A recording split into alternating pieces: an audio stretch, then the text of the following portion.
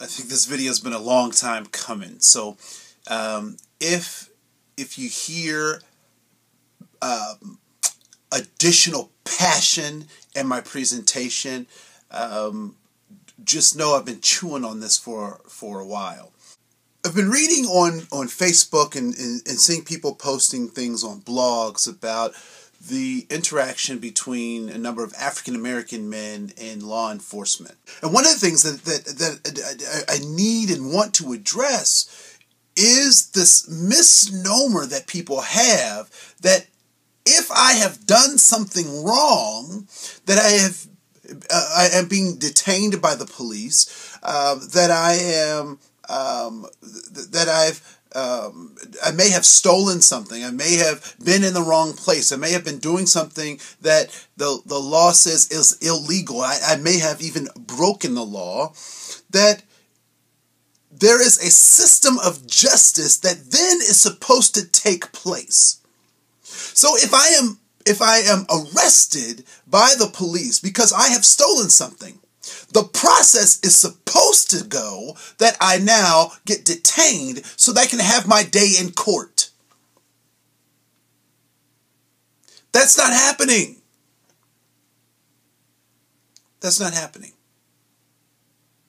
And I think it is those of us who consider ourselves to be decent and good Americans, decent and good people who aren't calling our system to task. It is deplorable that a young man can shoot a congressman and make it to the courthouse. But a guy selling cigarettes on the street can't make it home. I think it's deplorable that we can have people who commit heinous crimes that hundreds of people have been affected by, and I have one individual who is accused of, and that has not been judged or tried, but has been accused of stealing Levi jeans, but can't make it home. I believe that our justice system will punish those who are guilty, and it will free those who are innocent.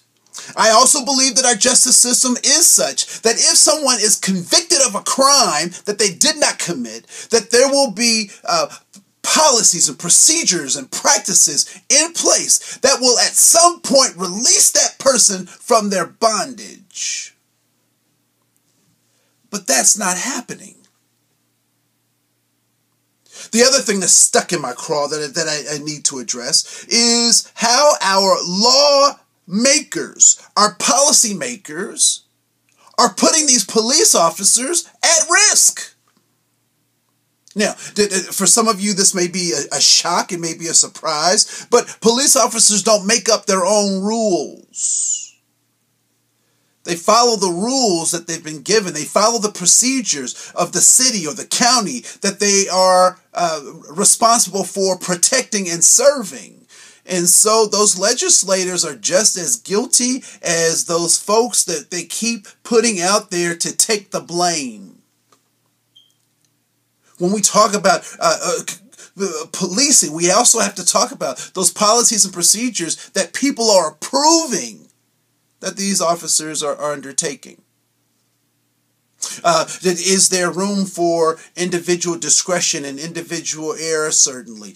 Is there room for police officers to have more transparency in what they do? There certainly is. Is there a piece that that individuals in the community should be taking more responsibility for their behavior? That I believe that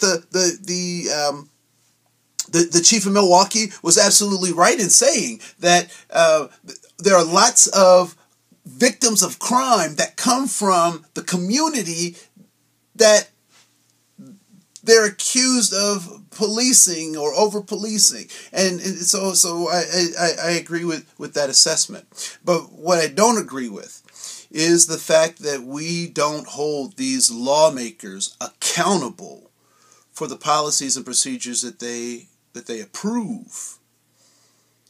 And this has to stop. And what is this that has to stop? What has to stop is pointing out to the victims how wrong they were. That has to stop. What has to stop is the villainization of police officers without looking at the policies that they're undertaking, the policies that they've been given, the mandates that they've been given by communities to police certain kind of people in a certain kind of way. That needs to stop. And until we start thinking critically about these things, the riots in Baltimore, the responses in Ferguson, Missouri, the bougie response here in Minnesota to all of those things comes out of people's anguish and anger and needs to be heard, because you can listen to them or you can listen to those other folks who are maybe not as bougie, maybe not as articulate, but will certainly let you know how they feel. One way or another, this stuff has got to change, and it will change. And either you will be directing the change, or you will be affected by the change. I'm Andre Cohen.